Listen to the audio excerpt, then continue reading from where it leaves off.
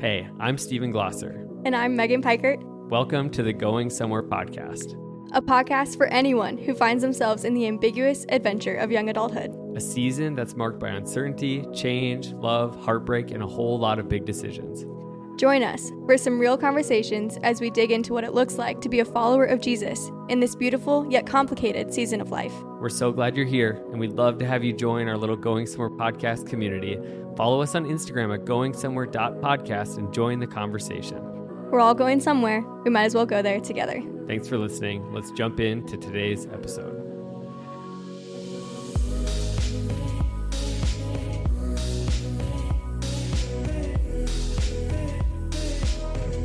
Hey everybody, and welcome to episode 85 of the Going Somewhere podcast. What's up, Megan? Hey, how's it going? So good. So good. Good to see you over there. We're in a new place to record today. Yeah, it's exciting. We walked in, we're like, oh, this will be nice. Yeah, there's couches. It's our friend Nathan's office, and Nathan isn't in his office on these mornings that we're recording, and we were looking for a quieter place. There might be a buzz. There might be like a air conditioner or furnace buzz that you hear, so we do apologize for that. But we're in a very comfy spot, so that's nice. Yeah, I like it. It'll be nice, hopefully. I know. It's also very motivational, Nathan. You have different things that remind you what you do and why you do it, and I do appreciate that. So I'm feeling very motivated this morning. It's kind of fun that we're in Nathan's office because of what we're talking about today. We're talking about our college experiences a little bit. Crazy. Which will be fun. Yeah, years ago for you, right? Yes, it is. It is. I was playing basketball yesterday with some younger guys that are like early 20s. And I am not early 20s. I'm 34. And you felt it. I felt that, and they were very fast. Yeah. But we held it together. I'm still doing okay. But I as college kicks off for a lot of people, for a lot of people, it's back in session. We know that some of the listeners here are in college, but we also know that some of you are like us, that you went through college. And so as we were kind of thinking about this week and topics that we could talk about, one that kind of struck us was, what if we just talked about our college experiences and some of the lessons that we learned? Because we know that for some of you listening, you are in that season, you're in that place, and these will be very practical and hopefully helpful for you. But kind of the subtitle is Lessons College Taught Me That Still Matter Today. Because a lot of these things that I learned in that season of college, that we learned in that season of college, are things that are sticking with us today. So for you, as we kind of get into this topic, before we get into like the meat of it, what comes to mind when you think of your college experience? My college experience, I went to MSUM right down the road here. Go Dragons. Yeah, go Dragons. And honestly, I was there for a really short time, and the entire time was COVID. And so I didn't have a typical college experience. I think we've talked about that before, where you're like, mine was like centered around community. And I was like, community was far and few between, Yep. And so I didn't have like a typical college experience, but that's okay. I loved it. I loved going to MSUM. And then I was there for a really short time. So it was like a get in and get out type. Because how long were you there? 2.5 years. Because you did PSCO. Yeah. Minnesota kids. Yeah. Classic. So classic overachiever, which is, it's okay. Yeah. But then I remember, so I came in with 2 years already under, which is why I graduated so early. But I remember talking to one of my friends when I was set to graduate, and she was like, why are you trying to rush it? Like, you only get college once. And at the time, I didn't really understand it. I was like, well, obviously, like, the faster I can get out, the less debt you have, all the things. But now I look back on it, I'm like, shoot, I really wish I would have, like, taken the season for what it was instead of being so hurried to move on or, like, to get out or even, like, even though it was good of, like, I was having good things of, like, you want to pay less in debt and you want to, I was being responsible. Yeah. I think also didn't let me enjoy the moment fully either. But I think that's one of the interesting things about college is that it's like there's one obvious purpose, and that's to get a degree that sets you up for a job, all that stuff. But then there's also what in my experience was very formational in a positive way of like the experiential side of college, where I am so glad that I spent the 20 grand or whatever I did to do it the way that I did it. And I went to a 4-year, college, university in my state. So it was like, that was cheaper. We've talked about this on the podcast before. I didn't fill out a single scholarship application. Right. Which I was eligible for. And because of that, my parents very, I think graciously, in a different way, said, hey, you're going to pay for your college. Like, you're going to feel it. And so they've helped me along the way. Like, they've been very generous in different ways. But I paid for my college. I took on the debt, and we paid off the debt. But I, as much as that debt, and I could have avoided it, so there's that side of the coin. But the other side of it is I've looked back at it often. I'm grateful for it because of what came of that time in my life. And I think some of that was, because of where I was and, the environment I was in. But I also think that as I've gotten to know college students all over the region, and I've done things with Chi Alpha regionally and all of that, and met different people and from different states, I think that even though the experience is different, it can be just as powerful, that when people lean into those years, something really good can happen. But I've also, like I was saying, like as I thought back to my time in college, just realized how much of that stuff has shaped me and stuck with me. It's a very formational time of your life in multiple ways. It can form you very negatively, and it can also form you very positively, which is my experience. But for me, college was like fun zone, fun zone in a family friendly way. Yeah. It was just, I got wrapped into amazing college ministry community immediately. And there were people that like were a ton of fun, loved the things that I loved, would be in the front row at Bison basketball and football games, going crazy. We would play sports. We would do all the things that I loved to do. But on weekends and in the evenings, I don't even think I saw alcohol for like my my whole college experience. Like I never went to a place that was even an option, because I had so many options that were not that, and it was so much fun. And a lot of the people that were close friends in that season are people I'm really close with today. So for me, I look back at it, and it was just like a ton of fun. It was very social. It was also, I wasn't the best at prioritizing academics, but God is gracious. And so it's kind of fun. Like I just love this topic. I was a college pastor for 6 years. And so I love college students. I love that time of life. And I think it's just a really powerful time. But what was your degree, and like were there any classes or any experiences that stand out to you, Megan? Yeah. Well, my degree, I ended up graduating with communications and event planning degree. Comm majors. I was a comm major, and yeah, so funny because it was also all online. So it was like, I'm not learning to talk to anyone, but that was what my degree was in. And then I think, I didn't have to take any weird classes, or I chose not to. We were just talking before we started that MSUM had some weird classes. Like you could take a walking credit class, and so you could just walk, and you just logged your time. And I had friends that did that, so I would meet them for their class, and we would just walk around campus. But I didn't have any of those. But I do remember one assignment that I had to do that I loved, but it was all about like being intentional in your environment. And so you had to go somewhere and sit there for 30 minutes, and you wrote down everything you observed in like your 5 senses, right? So what are you looking at? What are you hearing? But you had to do it for 30 minutes, no interruption and no headphones. And I sat in the front yard of my townhouse, and I still have the paper that I wrote to this day of just everything that I observed. Yeah. But I feel like that was one of the unique things that college offers you, is like a different perspective, or a way to see life in a new way. And that's one of, like, that class specifically had a lot of those types of assignments, but I remember that one so clearly because I was just like forced to look at my neighbors and see that, oh, they have a grown child that's coming over for dinner, or I didn't know they had a cat, or like you were just observing the life around you without interacting with it, and it kind of forced you to stop and not not like just go through the motions for a second. So anyway, that's like my only, like the one thing I remember about college is that assignment. And I don't know why, but it's just like stuck in my head all these years later. Nice. Yeah. How about you? What were you like in college? I know you said like it was social, you didn't have the best priorities of academics, but like were you known for anything, or how would people have described you in college?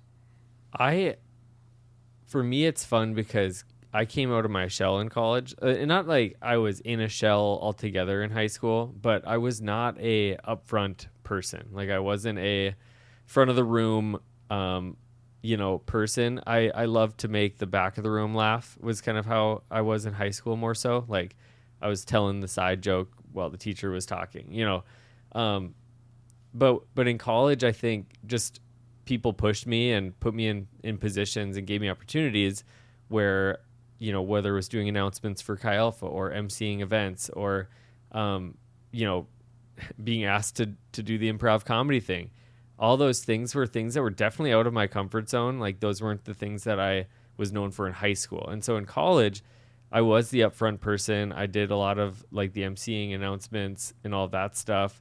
I definitely, but also like, for me, the thing that was happening on top of all of that, like stepping into some giftings when it came to speaking and just those things, but also like the spiritual side of it for me of just being really formed in prayer rooms and in prayer moments. And our ministry at that time was very focused on like, we would do all night prayer. And those were the things that really made me realize like what God was wanting to do. So that was a time for me that like, I really believed that, and I still do, that God can change anybody at any time. And I wanted to become more aware of that. So I think that was like a bit of it was like I was very hyper focused on ministry. And so, to my roommates, they would be like, dude, just hang out with us. And I would be like, no, I've got to meet up with somebody. And I think to a fault, sometimes like I felt like the world depended on me.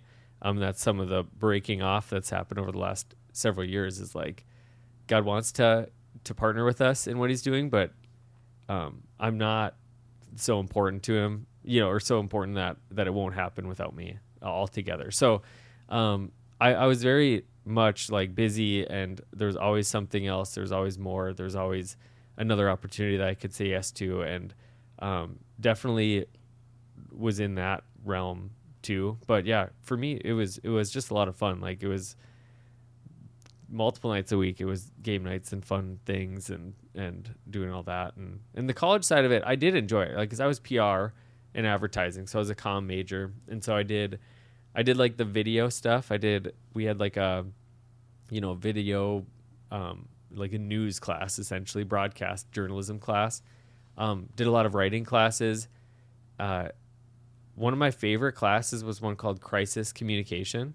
And so that was just like looking at different crises that had happened and how the communication happened around them. So it was like the oil spill up in Alaska. That was a huge deal. And it was Hurricane Katrina and how the mayor and the president and everybody communicated around that. And so that was really fun. And so I'm like, anytime there's something crazy that's happening in the world, I love reading what are they saying. And so the Cracker Barrel thing that just happened, don't know if you saw this, but they had kind of like an iconic logo with the old man sitting on the rocking chair. They stripped that and they just made it like a sticker, and it was terrible. It was a terrible rebrand. And they basically were just saying like, our customers love it. We're so excited. They're so excited for it. They love the new look. And then everything tanked. Like their whole stock just like plummeted. And 1 week later, yesterday, they just changed their logo back to their old one. No way. Thinking that that's going to solve the problem. Like, cause so it's been fun to watch. I'm like, oh, your PR problem is much bigger than that. So a lot of those types of classes. I also took racquetball, so that was a good one. So yeah, I just think a lot about that time and how awesome it was. But I also think a lot about, one, that person that's in that now of just like, how can you maximize that? And then two, the person that is the distant future, like it is for me, or maybe 5 years ago, what can you learn? Like taking that time to think back at what did I learn in that time, or what do I wish I would have learned? And how can I apply that to my life today? So that's what we're talking about today. What are we talking about today, Megan? Yeah, well, we kind of broke it down because for both of us, college was super formative, and so it taught us a ton of lessons, and it's a lot of things that we still use today. And so we just wanted to break down a couple of those takeaways, and so we're going through 5 key lessons that we learned in our time in college or in those couple years. Yeah, and so this is 10 lessons we've learned. We're going to do 5 this week, and we're going to do 5 next week. And so what's fun is that as you're listening today, we would love for you to chime in a little bit, because we would love to hear some of the things that you learned that we can comment on next week. But also, we just love to hear your feedback if you're in that place or whatever the case is. So what is our first lesson? Let's jump into it. What's the first lesson we learned in college? First lesson, follow Jesus, not your dreams. Boom. Yes.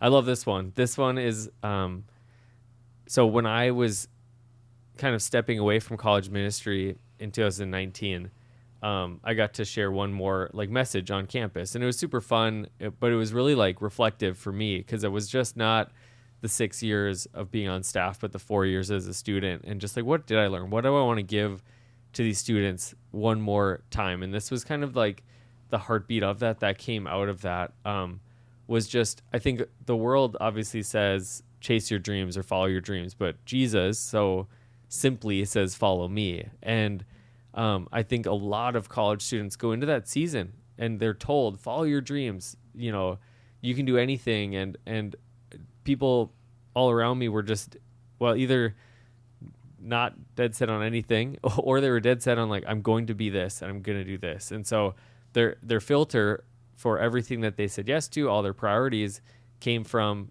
that dream and pursuing that. And for me, it was something that I learned was just no, I'm going to put my priority in Jesus. And I just saw him take me into places that I never thought I would go. Mm-hmm. Yeah, I feel like today, and maybe it's just, that young adult season in general, but especially today, we have this hyper fixation on figuring out our calling, figuring out our purpose, why are we here. I feel like as a young adult, my generation is very fixated on making an impact and, wanting to change the world, which is awesome. But I think sometimes that distracts us from, if you're a follower of Jesus, we're all called to the same thing. Follow him, pray, tell people about him, we're called to the Great Commission, and your dreams are your assignment, or how you're going to live that out. And I know we've talked about that on the podcast before too, but I feel like that can sometimes be a really good thing to be chasing after, figuring out your calling, figuring out your why, what am I doing here? But when it gets in the way of you actually following Jesus and putting him first, you don't even realize that you're getting distracted from the purpose of what you're doing, and instead, going after the biggest career or whatever it is, or the dream that everyone else told you you'd be good at. I think that's also a common thing that we end up doing is, what does everyone else say that I should do with my life? And we allow that to distract us from, but what's God actually calling me to do, and how can I follow Jesus in this season? Yeah, I think you coming in, for me, obviously, when I look at my younger self, it was the athlete and the sports. I wanted to be those things, and my mom my mom retired a few months ago, and Mm-hmm. so she's been going through different things. And so every time we come home, there's boxes of things. And so I found some stuff that I wrote recently, which was very entertaining. But I've also, one of those things was talking about, kind of must have written in middle school, where do you see yourself in 10 years type thing. And it was kind of interesting. It was just a lot around sports still. And when I came to college, I think I realized that the playing part of that was out of the question. But my original major was sports management. And that was kind of what I went to college for. I wanted to do something in sports, but otherwise I was very unmotivated. And so what really happened for me was that following Jesus gave birth to 2 actual dreams. And in Ephesians 3:20, it talks about the immeasurably more, God leads us into the immeasurably more. And I think that's exactly what my experience has been, is that some of the dreams, quote unquote, that I've had growing up, or things that I really wanted to do, I've had unique opportunities that would have made that kid really like pumped up to be like, if I were to tell him, hey, someday you're going to do this, in relation to even sports, like he would have been like, oh man, that is it, you know? And God's just kind of been really gracious in orchestrating things that I would have never done on my own. Like for me, it was like, well, I'm going to be an equipment manager and hopefully someday get into a front office job and, you know, a scout or something like that. That maybe is doable, or coaching. But being able to come alongside athletes to use their platform to help introduce people to Jesus and to disciple kids through our camps and all that stuff has been like, whoa, like that was a twist I didn't see a part of it. So being able to, you know, facilitate a softball game at the Phillies stadium and going through the tunnel, and, you know, we got to do it from the field. Like we were on the field doing a charity celebrity softball game. And that was one of those like pinch me moments. Like I'm standing here like with a headset on and clipboard telling these, you know, guys like, hey, I need you to go hike some toilet paper between your legs, you know, for this competition between innings or whatever. And just realizing like, whoa, I think God has a sense of humor, you know, and like, yeah, you wanted to be in sports, but I'm going to give you something better. I'm going to put you in a position where it's about not even close to the sport part. It's about sports being something that helps people come to me. So follow Jesus, not your dreams. That's like the big takeaway for me is God's plans are better than anything that I could have dreamed up. And I've just continued to see that step by step in my life. Mm-hmm. Yeah. I feel very similarly to you as well. I went to college originally for teaching and did a whole year in education. That's all I ever thought I'd do. And I still think about it sometimes. I'm like, man, my life would be so different if I was in a classroom right now teaching kindergartners like I thought. But I think also the part of following Jesus is that surrender piece of like, okay, this is what I thought, but God, do you have anything else? Is there something I'm not seeing? Is there a door that you want me to walk through? And same, I would never have pictured my life today for what it is, but I also love where I am at today, and I have no regrets about decisions made. But when you like surrender that, I think God puts desires in your heart too of like, I didn't even know that it could be this good, or I could have stepped into this in this way and teach in this way. I think that's been huge too of like, oh my gosh, those things that I thought I would be interested in, I still get to do just in a different way than I thought it was going to play out. Well, I think that's kind of the transition to number two is to build his kingdom, not your resume. And like what you were just saying of some of those things that maybe were that you thought you would do, like you've probably seen them come up again and again in your life, like some of those desires that are just different assignment, different expression. And so for me, build his kingdom, not your resume, was one that came from a place of, obviously I think it's pretty easy to obsess over your GPA, internships, perfect resume, depending on what your degree is, depending on what your desires are.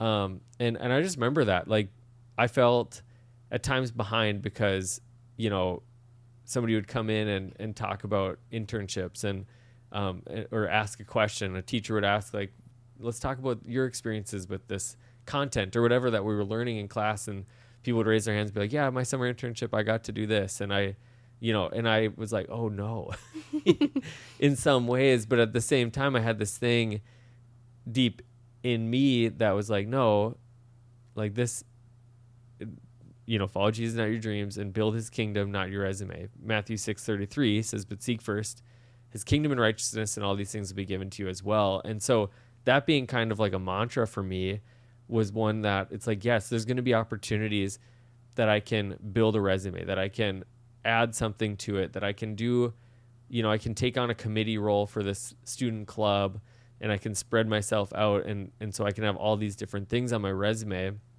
or I can make my sole focus building his kingdom. And in my personal experience, that decision or that, and it wasn't like I always did it right, you know, but that just motivation of like, no, I'm here at college for 4 years, and yes, I'm going to get a degree, and I hope I get a job and all of that. Like, I'm going to focus my energy on making a difference for him. I'm going to focus my energy on seeing that there's less lost people that don't know Jesus by the end of my college experience. And I don't regret that at all. And there was kind of a funny moment for me that this one actually kind of became it kind of stood out to me was when I was a senior. I was invited to be on the student panel, and it was for our student affairs at the school. And there were 7 of us, and basically we did it a couple of times, but they had all the professionals from NDSU come into these like sessions. And so it was like a panel of us, and they were asking us of our college experience. And it was basically to help remind them of why they do what they do. And so we were sharing our experiences, and they had like the brochure made of all of us. And so there were 7 of us, and it was like the student body president, and everybody's had like 8 bullet points of they were the president of this committee, this club, this, da, da, da. And then it got to mine, and it was like wellness center employee, president of Chi Alpha. Those were the 2 bullet points that I had. And I almost like laughed to myself. And one crazy thing, my freshman roommate was on that same panel. So out of the 7 of us that were selected from the entire university, 2 of us had lived together our freshman year. And we just did it differently. But it was that moment that I was like, whoa, like I'm here and they're here. We took very different routes, but I'm so grateful that I get to be here the way that I am. And, even now in this current job, I'm doing a lot of different things, but one of the things is with Valley, and I'm doing marketing and advertising. And I had somebody say, like, that feels like a pretty big pivot. And I'm like, well, my degree was PR and advertising, and marketing and was like my degree. And so it's kind of funny how God's like brought that back, and I get to do with such like an amazing Christ-centered organization that my resume does not have a lot that would validate me to step into running marketing, or when I worked with AO1, or like any of the things that I've done. Like the resume isn't there. Like the first time I made a resume was like 4 years ago, because I had to. It was with AO1. We just wanted on file type deal, and it was the first time I ever made a resume, and that's wild. Have not used it. Like my current stuff I'm doing now didn't need a resume. Never. Maybe maybe some people should check in on me before they. Just kidding. Somebody confirmed that he went to school for what he said. Yeah. But I think that is a good point too. Is like God will build your resume. God's gonna give you the exact opportunities that maybe don't make sense. If you're trusting in Him and building His kingdom, He also is gonna bless that with opportunity. And I think that really says something of you being on a panel that you maybe didn't have like all the different clubs and influences like the other people on that panel, but with what you had, you stewarded and went all in for. And I think that says a lot too about like I'm gonna be where my feet are, and I'm gonna go all in for it. And so anyway, I think that's really cool. What's the third one? Number 3 is reframe FOMO. Reframe FOMO. This is kind of a fun one, because is FOMO a thing anymore? Okay, I've been hearing a lot of JOMO lately, which is the joy of missing out. And it's like, it's changed the game for some people I know. Shout out my brother Matt. He's like, I have become fully convinced that it is a joy. So I feel like that's a Matt thing. Yeah. I think that is probably a reaction to the FOMO thing. And so I do actually like JOMO. That's pretty sweet. But FOMO for me is one of those things that it's like the way that it was in college was, fear of missing out on opportunities. So you get invited to the spring break trip, FOMO, I have to go. You get invited to this party, FOMO, I got to go. Like I want to be there. And I think for me, it was about reframing it. Like the thing that I learned was like, what else am I missing out on? And again, it kind of goes back to that time thing and build your kingdom, not your resume. They're all very related for me, because for me, it was, what if, and I know my friend Steve Pavic, he's kind of the one that's helped shape this in me a little bit too, and he's talked about like the what ifs, what if it doesn't work? Like, what if you take the risk and you make the decision and you do the thing and it doesn't work out? He's in Alaska right now. So 10 years ago, he moved to Alaska, And he was just like, well, what if I move back home? Like I come back home and I do something different. But what if I don't say yes to this opportunity and I miss out on the things that God has for me in Alaska?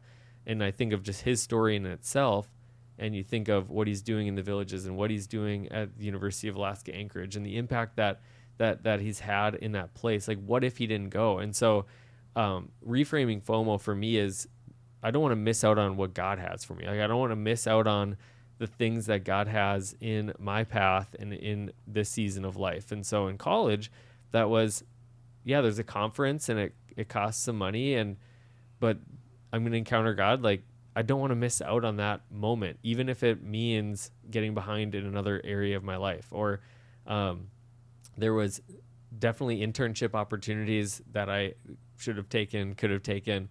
But one of the things that I had an opportunity to do is to go on a mission trip to Alaska after my junior year. And it was like a 10 to 12 day trip or whatever. And I'd done some interviews, and that was kind of hard for a lot of them. It was like, 2 whole weeks of like a 12-week experience. Like, that's a pretty big deal. There's a lot of candidates that want this, that are committed, and they're going to be here. And I just was like, I'm okay with that, because I have more fear of missing out on what God has for me than what this might do for my resume, or what it might do for my future. So reframing FOMO. What do you think about that? Yeah, it's so good. I think that, we all want to be included, and that's where that comes from. Like, it's not bad to be like, to have FOMO. I think kind of gets a bad rap sometimes of like, I don't want to have that, or it has like a stigma to it. But I think like it makes sense why we feel that way. It's just making sure that, like you said, reframing it from fear of missing out to fear of missing out on what God has for you specifically. Yeah. And it just reminds me of like when I was figuring out whether I was going to move to Indiana or not. Everyone thought I was nuts. They were like, you're going to move across the country by yourself. Like, my dad told me to take self-defense classes. He was like, you're not going until you take some self-defense classes. And which, fair. Then I got really into jiu-jitsu for a couple months there. But I had like this pull in me that was like, there's something there. Like, God is calling me there, and I'm going to go, and I don't want to miss it. And there was another job opportunity that I could have taken that would have kept me here and would have been great. And I think about that too, of like, oh, what would that have been like if I had chosen that path instead of this one?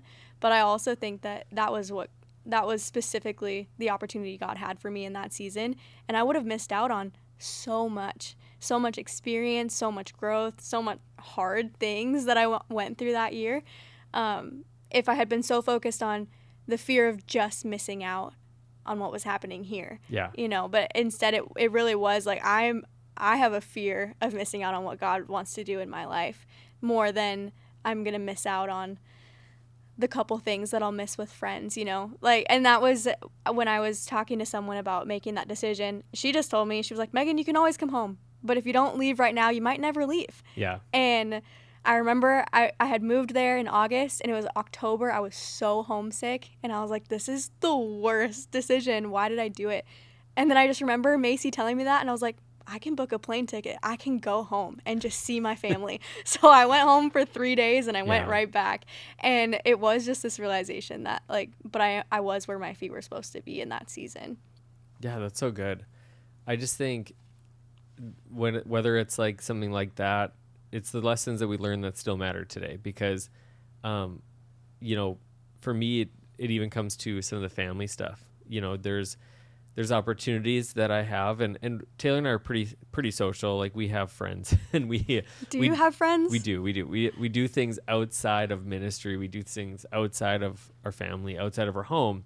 But there's also like, I don't want to miss out on the fun of this chapter of our kids' lives. They're young and going to school, and so like yesterday, orientation was kind of right in the middle of the workday for Rowan's orientation. It's like, I don't want to miss out on that. I could get more done. I could do something. And today, Summit has his kindergarten orientation, and it's kind of during my normal office hours that I hold and try to be available. But I'm like, no, that's something that I'm gonna say, like, hey, can I step away, because I want to be there for that, because I don't want to miss out on these little moments. And there's gonna be plenty of things that I do miss and all of that, but I think it's missing out on just what's better, in general is the thing that I've learned. So I want you to take the lead here on number 4. What's number 4?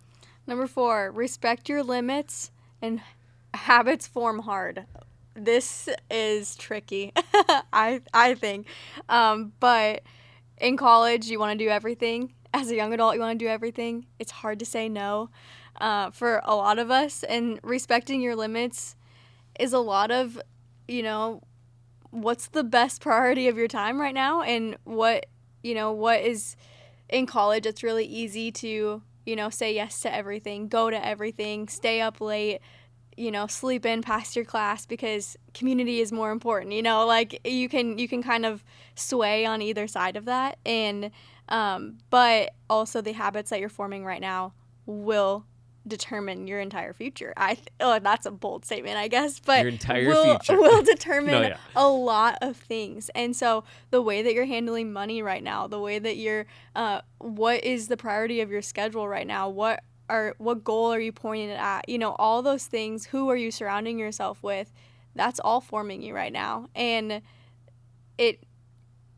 not that every decision is a life or death situation, but the habits that are created through the microscopic decisions that you're making every day. We just did an episode on discipline about like brushing your teeth, making your bed.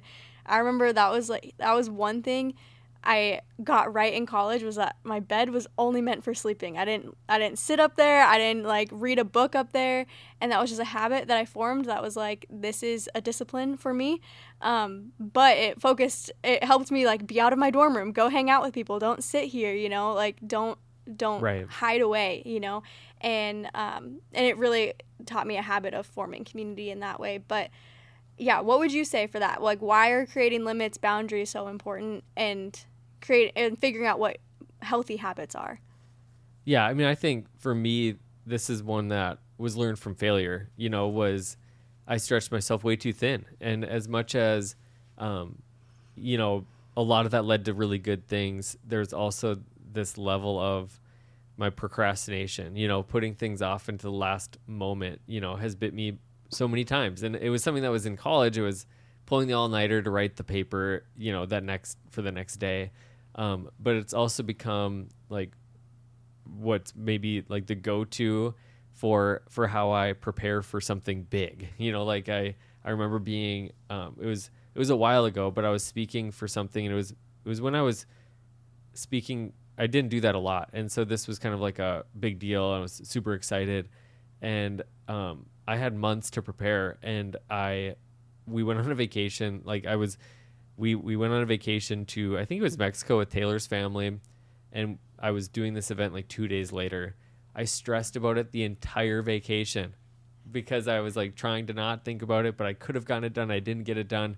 Honestly, I ruined that vacation. Like Taylor and I, we still think to this day, like I was such a dummy on that trip. Like I was stressed out, and my in-laws paid for a vacation for us, and I was like bad attitude. And a lot of that was because I was so stressed out. It was because I had this thing that I was super excited about, but now I wasn't excited about it because I wasn't prepared for it. And so I think that's been one that I've tried to break. But I've just realized, like, the lesson I learned though was that what habits you form in that time in your life do follow you. They follow you, they follow you, they follow you. So if those are habits of positive things, like making your bed kind of that place that you only sleep, that's what it's for. Or if it's, like doing something to calm down stress at the end of the day, whether that's drinking something, putting something in your body, watching something, like those habits that maybe are formed in that time are going to follow you. And I loved one that you said, money. Money is one that maybe doesn't come to mind because you just don't have a lot of it in college usually.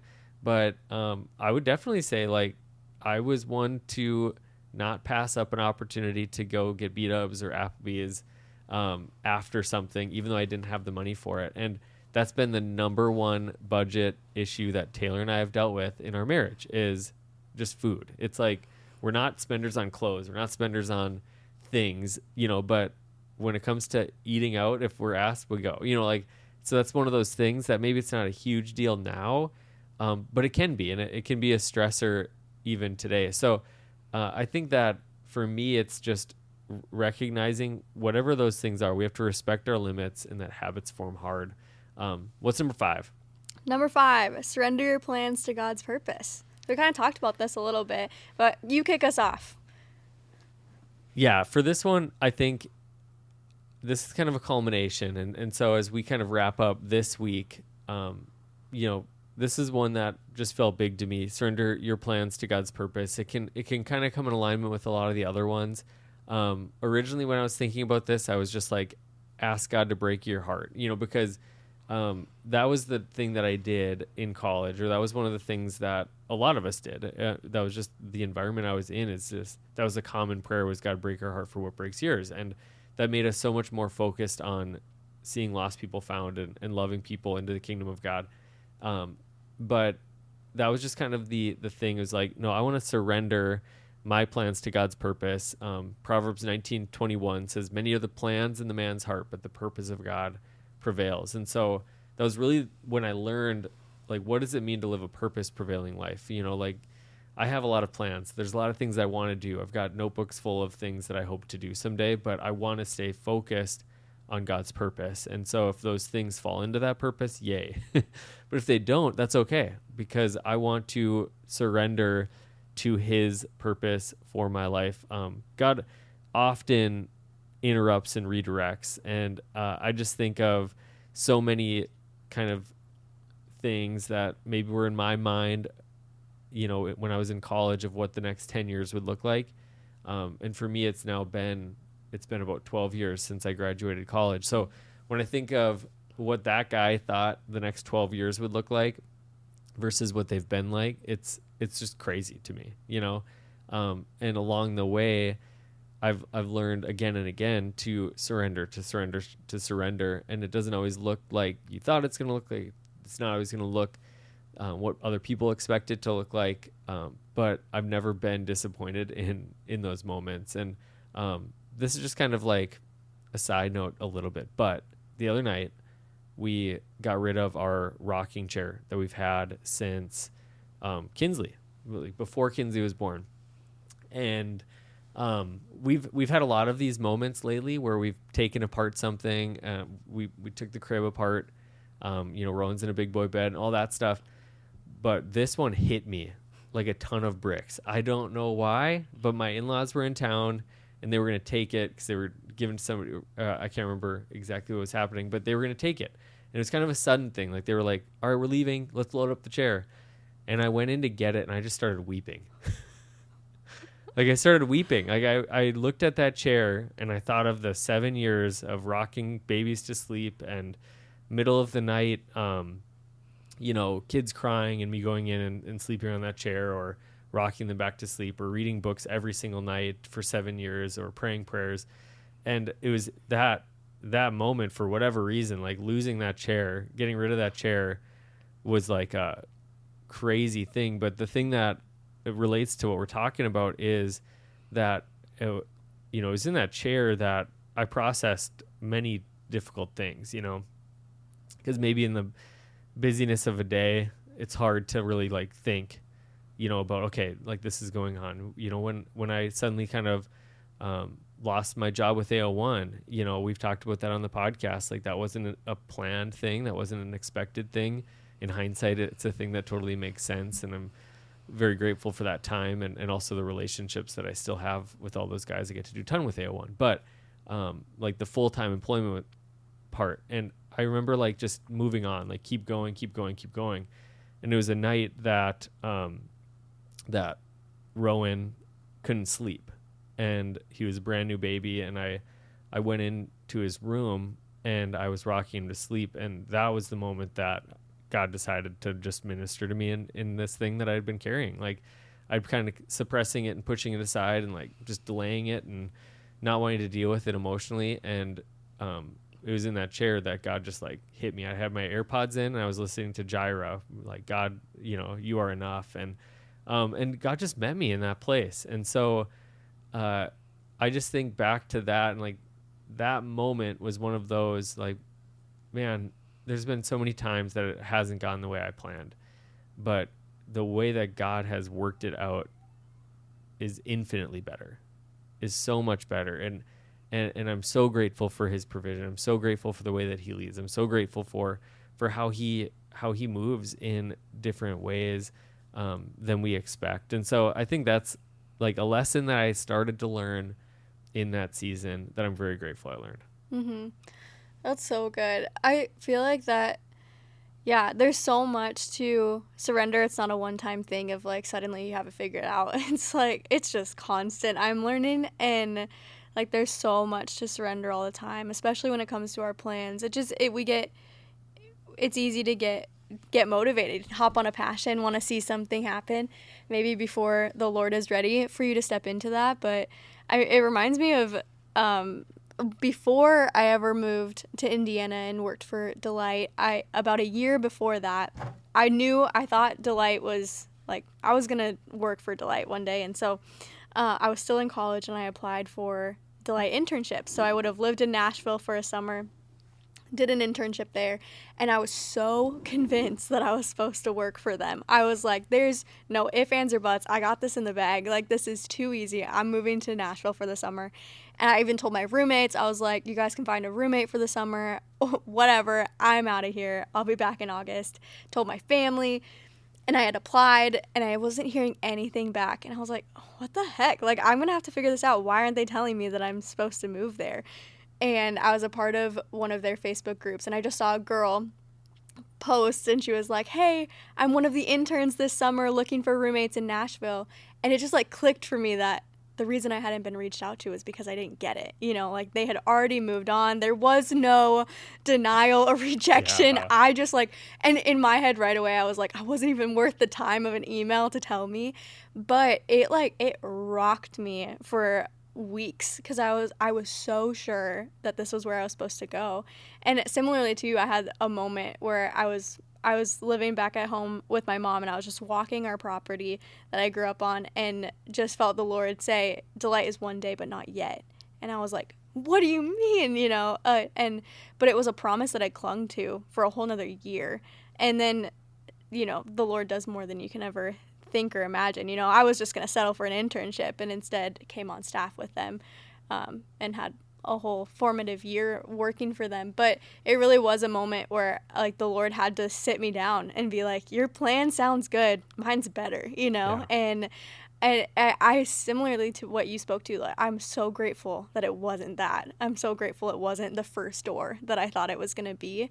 And I just think about, you know, the person I've become through all of that. And every season has a purpose.